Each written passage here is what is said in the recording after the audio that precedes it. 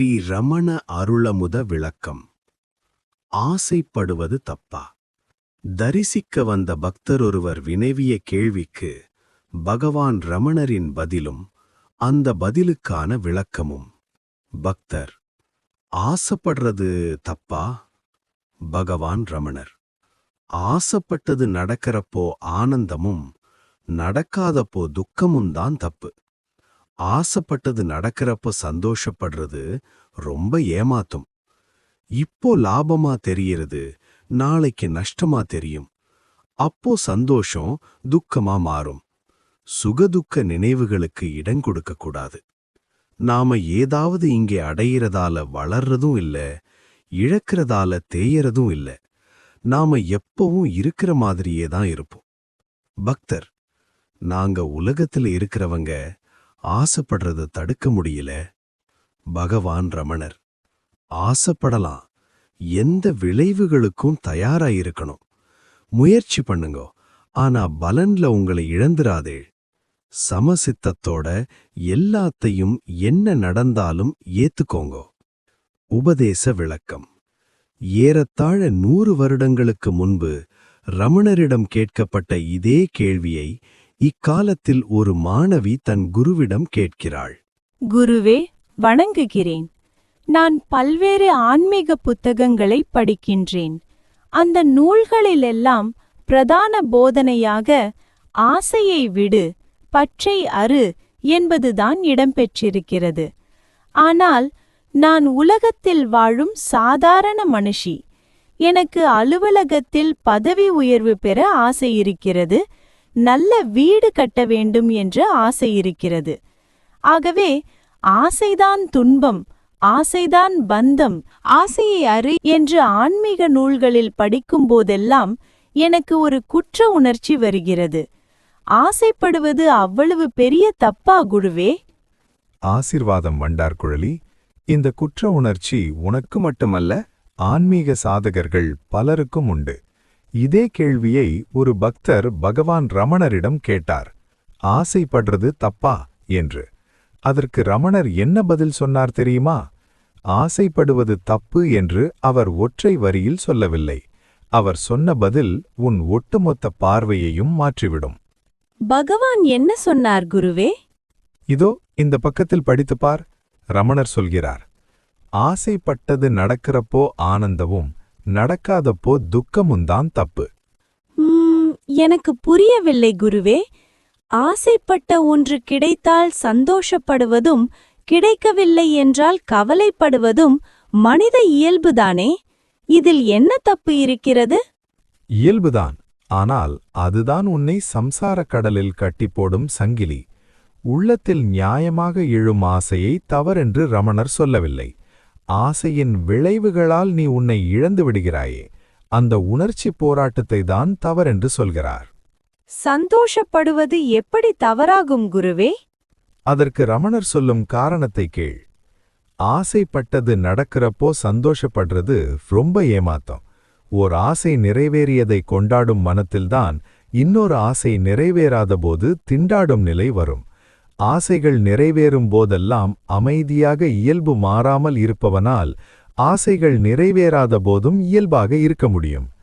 இன்பத்துள் இன்பம் விளையாதான், துன்பத்துள் துன்பமுறுதல் இலன் என்று வள்ளுவர் சொல்வதும் இதைத்தான்.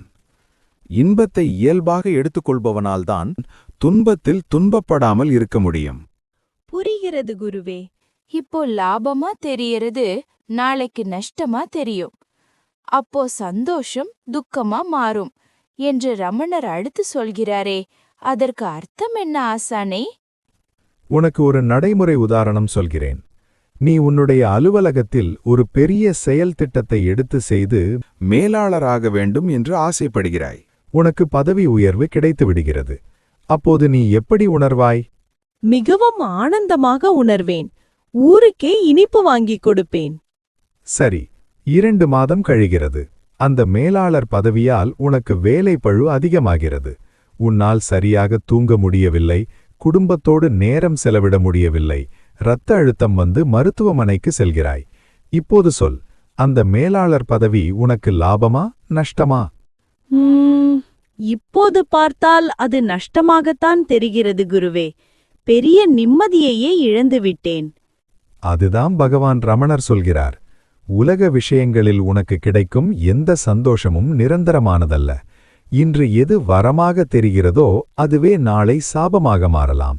இன்று எது லாபமோ நாளை அதுவே நஷ்டமாகலாம். எதுவும் எப்படியும் மாறலாம்.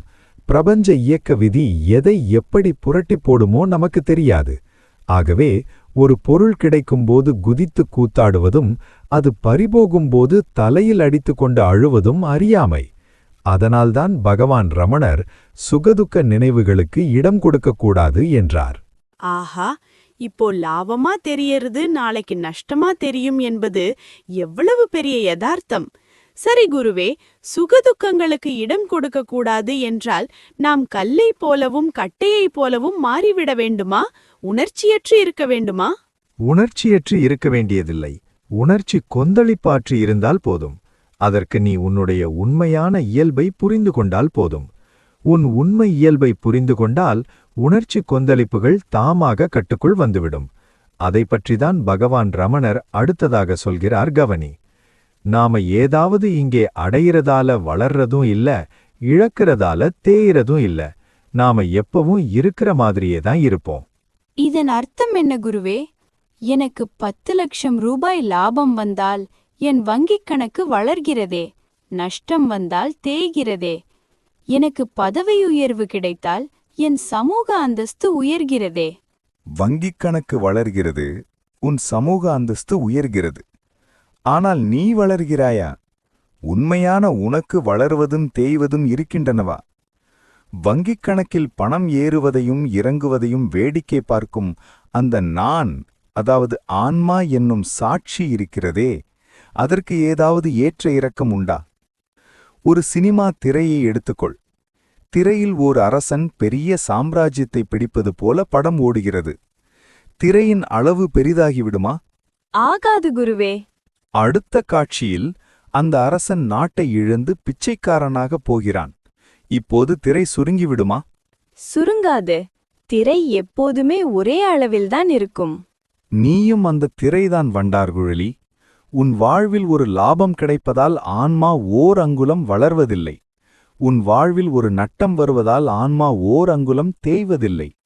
லாபமும் நட்டமும் உடலுக்கும் அகந்தைக்கும் தான். இதை உணர்ந்துவிட்டால் எது கிடைக்கும் போதும் நீ துள்ளமாட்டாய், எதை இழக்கும் போதும் நீ துவழமாட்டாய். குருவே, இது தத்துவமாக கேட்க நன்றாக இருக்கிறது. ஆனால் அந்த பக்தர் கேட்ட அதே கேள்வியைத்தான் நானும் கேட்கிறேன். நாங்க உலகத்துல இருக்கிறவங்க ஆசைப்படுறத தடுக்க முடியல. நாங்கள் சந்நியாசிகள் இல்லையே. குடும்பத்தில் இருக்கும்போது பிள்ளைகளை படிக்க வைக்க வேண்டும், வேலைக்கு போக வேண்டும் என்ற ஆசையும் முயற்சியும் இல்லாமல் எப்படி வாழ முடியும்? ரமணர் உன்னை சந்நியாசியாக சொல்லவே இல்லையே. அந்த பக்தருக்கு அவர் சொன்ன பதிலை நன்றாக கவனி. ஆசைப்படலாம், எந்த விளைவுகளுக்கும் தயாராயிருக்கணும், முயற்சி பண்ணுங்கோ. ஆனா பலன்லே உங்களை இழந்துடாதேள். ஆசைப்படலாம் என்றுதான் ரமணர் சொல்கிறார். நீ தாராளமாக ஆசைப்படு. ஒரு நல்ல வீடு கட்ட வேண்டும் என்று ஆசைப்படு. அதற்காக உழை. ஆனால் ஒரு நிபந்தனை. என்ன நிபந்தனை குருவே? எந்த விளைவுகளுக்கும் தயாராயிருக்கணும். ஒருவேளை நீ நினைத்தபடி அந்த வீடு அமையலாம், அல்லது பாதியிலேயே பணம் இல்லாமலோ வேறு காரணத்தாலோ நின்று போகலாம். நான் 100% உழைப்பை ஈடுபடுத்துவேன். ஆனால் பலன் என் கையில் இல்லை, அது இறைவன் கையில் என்ற தெளிவோடு நீ களத்தில் இறங்க வேண்டும். இதைத்தான் பகவத்கீதையில் கிருஷ்ணரும் கர்மண்யே வதிகாரஸ்தே மா பலேஷு கதாச்சன மா கர்மபல ஹேதுர்பூர் மா தே சங்கோஸ்துவ கர்மணி என்கிறார். அதாவது, கடமையைச் செய், விளைவுகள் எதுவாயினும் உன் அமைதி நிலை மாறாதிரு. இதை புரிந்து கொள்ள ஒரு நாடக நடிகனை எடுத்துக்கொள். சரி குருவே. ஒரு மேடை நாடகத்தில் அவன் ஒரு மாமன்னனாக நடிக்கிறான். தன் நாட்டை காப்பாற்ற வேண்டும் என்ற ஆசையோடு முழுமையான ஈடுபாட்டோடு மூர்க்கமாக போர் செய்கிறான். ஆனால் நாடக கதையின்படி அவன் அந்த போரில் தோற்று ராஜ்யத்தை இழக்கிறான். இப்போது சொல், நாடகம் முடிந்து திரை இறங்கிய பின் ஒப்பனையை கலைக்கும்போது அந்த நடிகன் ஐயோ என் ராஜ்யம் போய்விட்டதே என்று நிஜமாகவே நெஞ்சில் அடித்துக்கொண்டு அழுவானா, துக்கப்படுவானா? கண்டிப்பாக மாட்டான் குருவே. மேடையில் 100% உணர்ச்சியோடு நடித்தாலும் உள்ளூரே அவனுக்கு தெரியும், இது வெறும் நாடகம், நான் நிஜமான அரசன் அல்ல என்று. அதனால் அந்த தோல்வி அவனை பாதிக்காது. அற்புதம்! இதைத்தான் ரமணர் உன்னை செய்யச் சொல்கிறார். உலகம் என்ற நாடக மேடையில் உனக்கு ஒரு பாத்திரம் கொடுக்கப்பட்டிருக்கிறது. அதில் நீ வீடு கட்ட வேண்டும் என்றோ பதவி பெற வேண்டும் என்றோ ஆசைப்படுகிறாய், அதற்காக உழைக்கிறாய். ஆனால் உள்ளுக்குள் ஒரு ஆழமான தெளிவு இருக்க வேண்டும். இது உலக நாடகம், நான் வெறும் கருவி. வெற்றி வந்தாலும் தோல்வி வந்தாலும் அது நான் ஏற்ற பாத்திரத்திற்குத்தானே தவிர நிஜமான எனக்கு, அதாவது ஆன்மாவுக்கு அல்ல. வெளியே முழுமையான ஈடுபாடு, ஆக்ஷன், உள்ளே முழுமையான பற்றின்மை, டிட்டாச்மெண்ட். இந்த உணர்வோடு நீ செயல்களில் ஈடுபடும்போது விளைவாக வெற்றி வந்தாலும் தோல்வி வந்தாலும் ஒரே மனநிலையோடு ஏற்றுக்கொள்ள முடியும். இதைத்தான் ரமணர் சமச்சித்தம், ஈக்வானிமிட்டி என்கிறார். ரமணரின் கடைசி வரியை பார்.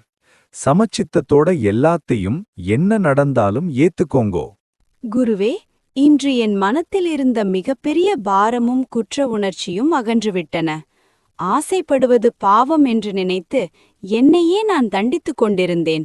இன்று எனக்கு புரிந்துவிட்டது. 1. ஆசைப்படுவது தவறில்லை, ஆனால் அதன் முடிவுகளில், வெற்றி தோல்வியில் உணர்ச்சி வசப்படுவதுதான் தவறு. 2. லாபமும் நஷ்டமும் மாயை. நான், அதாவது ஆன்மா, எதாலும் பாதிக்கப்படாதவள். 3. முயற்சி என் கையில், முடிவு இறைவன் கையில் என்று கருதி வெற்றி தோல்விகளில் சமச்சித்தம் கொண்டிருந்தால் உலகத்திலிருந்து கொண்டே நான் ஒரு ஞானியாக வாழலாம்.